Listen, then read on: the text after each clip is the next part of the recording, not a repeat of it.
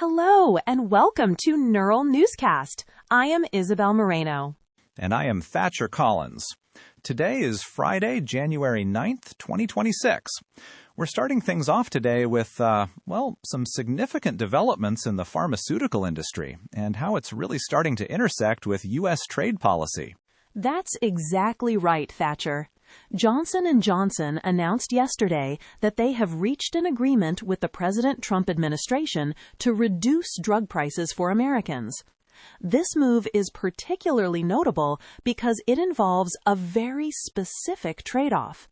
You see, J&J will see their pharmaceutical products exempt from U.S. tariffs in exchange for these price cuts.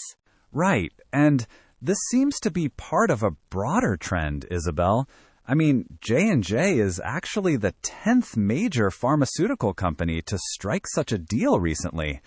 The administration has been pushing for American drug costs to align more closely with what patients pay in other wealthy nations.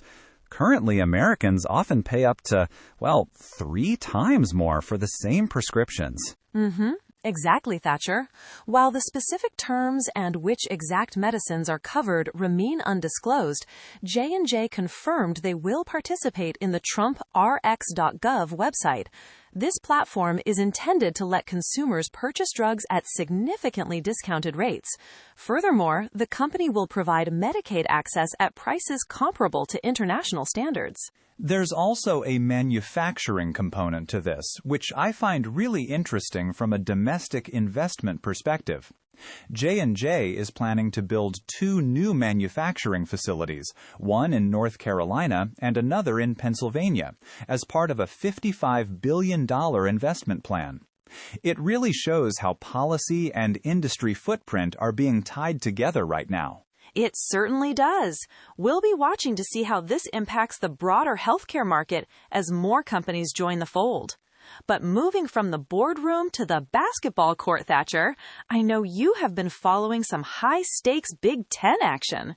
I have indeed. It was a classic battle in East Lansing last night. The 12th-ranked Michigan State Spartans had to dig deep to secure a 76-66 victory over Northwestern. It was really a tale of 2 halves for Coach Tom Izzo's squad. Engaged in curious questioning, Northwestern is always a tough out in the Big Ten. How did the Spartans manage to turn it around after trailing at the half? It really came down to grit and a massive spark from the backcourt. Jeremy Fears Jr. was the story of the second half. He didn't score a single point in the first 20 minutes, but then he just exploded for 15 points after the break. He hit a crucial layup in the final 2 minutes that really broke Northwestern's spirit. What about the front court? I saw Carson Cooper had a pretty big night as well.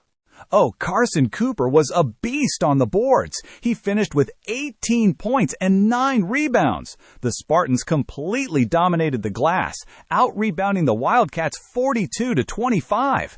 That led to 16 second-chance points, which is often the difference in these tight conference games. And Northwestern? I mean, they usually have a very disciplined defense.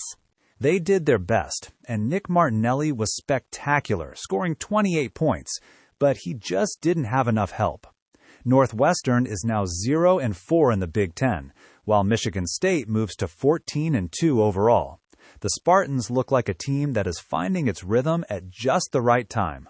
Turning our attention to the world of technology, Thatcher, we have some leaked information regarding one of the most anticipated mobile releases of the year. It looks like the Samsung Galaxy S26 Ultra is undergoing some internal testing. Yeah, the leaks are coming from Ice Universe, who has a very reliable track record with this stuff. The headlines are focused on the new 60-watt charging capabilities. According to these leaked laboratory tests, the S26 Ultra can charge from 0 to 75% in about 30 minutes.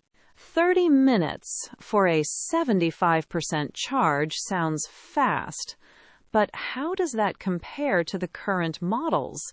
Is it the leap forward fans were hoping for?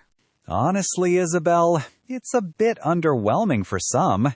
The previous S25 Ultra could reach 72% in the same amount of time with 45-watt charging. We're seeing a 15-watt increase in the charger rating, but the actual real-world speed gain seems marginal. There's also word that the battery capacity might only see a slight bump to 5,200 milliamp hours. I suppose when you're at the top of the flagship market, the gains become incremental. Are there any other hardware changes we should be looking for? There are rumors of an upgrade to wireless charging, moving from 15 watts to 25 watts, and possibly the introduction of magnetic cases, similar to what we've seen with other manufacturers. Interestingly, the 60-watt charging seems to be exclusive to the Ultra model. The standard S26 and S26 Plus are expected to stay at 25 and 45 watts respectively. It's always a balance between raw power and battery longevity, I guess. We'll likely see the full reveal next month, as Samsung typically sticks to a February launch schedule for their flagships. Right. I'll be curious to see if the software optimization makes up for what looks like a modest hardware refresh on paper. That brings us to the end of today's briefing. Thank you for joining us on Neural Newscast. I am Isabel Marino. And I am Thatcher Collins. We will be back with more news and analysis on Monday. Have a wonderful weekend. Neural Newscast is AI-assisted, human-reviewed. View our AI transparency policy at neuralnewscast.com.